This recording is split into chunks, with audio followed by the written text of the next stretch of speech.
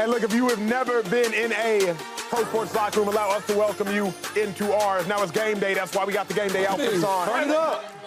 Actually, I got to turn it down so they can hear. I got to turn it down. And you know what? This is the type of situation, a great example of superstars thinking one way and other players thinking other ways. Not saying, I'm just saying, like, what are we talking about?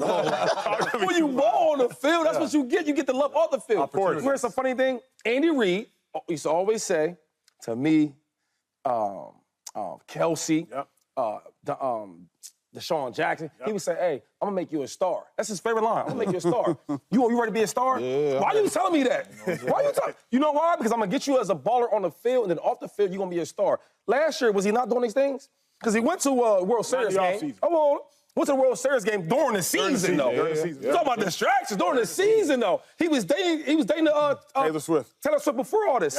My thing is, what did they do? They won a championship. And we sit here today, they undefeated, and we talk about, is he distracted? All he did last year was do the same things and go to the playoffs and score 3 touchdowns in the playoffs in 4 games. So I don't know what distraction is to y'all, but to me is if you are doing so many things that's affecting the team, you're not winning in the success of the team. That's the only thing that matters. Let me ask all of you, because there's 35 years of NFL experience. Is he getting money on the field and off the field? When do you make the biggest strides during the course of a calendar year? Do you make them during the season, or do you make them in the offseason? Depends if you're a rookie or a vet. I mean, like... Either way, as it pertains to staying in shape, like, when do you make your strides? Yeah, I mean, usually in the offseason, and that's a good point, what you were making, but I got to wholeheartedly disagree with what you're saying, because these opportunities come to superstars. And I know for a fact, I've told from a reliable source, that when Travis is on the road at these places visiting Taylor, he doesn't have to go. He wants to go to the sport. He brings a gym on the road. He has a trainer. He has a massage therapist. He's doing the stuff that you can do in the off season, really on the road supporting his girlfriend. And I've talked to a couple defensive coordinators about this, because I want to know from their eyes. We can say all we want about how Travis Kelce is. Is he lost a step? Is he too distracted? Every single one of the defensive coordinators that played Travis Kelce this year, the number one thing they go into the week with, stopping Travis Kelce. The entire defensive game plan is to take away Travis Kelce. I went back and watched. Sure enough, doubled. He's getting traveled with corners. Not safeties, not linebackers. Corners. And so this just brings my point. It's all about Kelce. They're trying to take away Travis Kelce, because Xavier Worthy and Rashee Rice coming into the year, they were untapped. No one knew what they were. Rashee Rice is a bona fide #1 receiver now.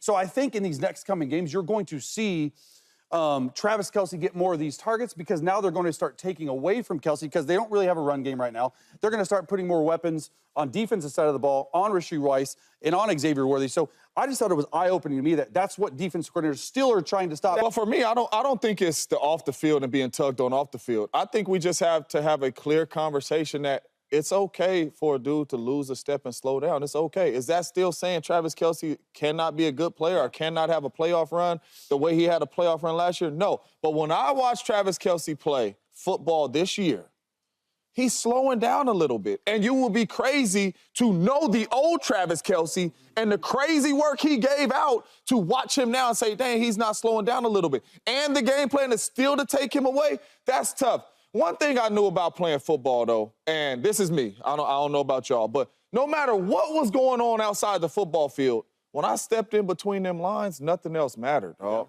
I don't care if it was girlfriend, wife, making a lot of money, not making a lot of money, family problem. When I stepped in between them lines, football the only thing that mattered. So the off-the-field distractions really didn't matter to me, because in between them lines, it was all ball. So I'm going to say for Travis Kelce, when he buckles that Chiefs... If he, let's say he has on pace for 400 yards this season, right? And he goes to the playoffs and he gives you the same production he did last year. No issue. No issue. So we shouldn't even... lost it. No issue. No issue. Yeah, I mean,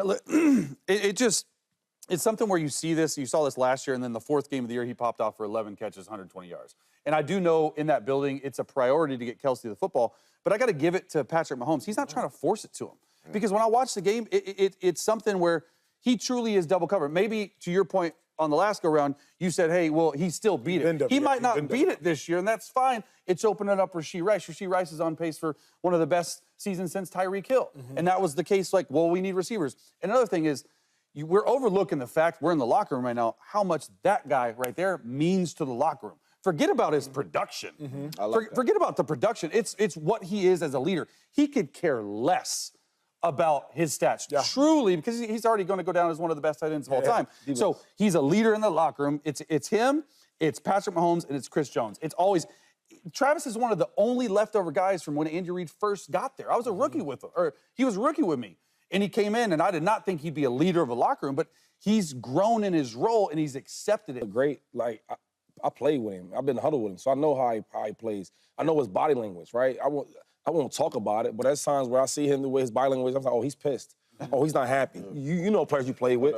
And I seen a lot of that last year. And playoffs, he was different. He was balling. I mean, he was dropping everything last year. Travis don't drop the ball. One thing I always say, because I played with Grunt too, and I played with Travis, and they always try to ask me to compare them. And it's hard to, because they both do great things differently.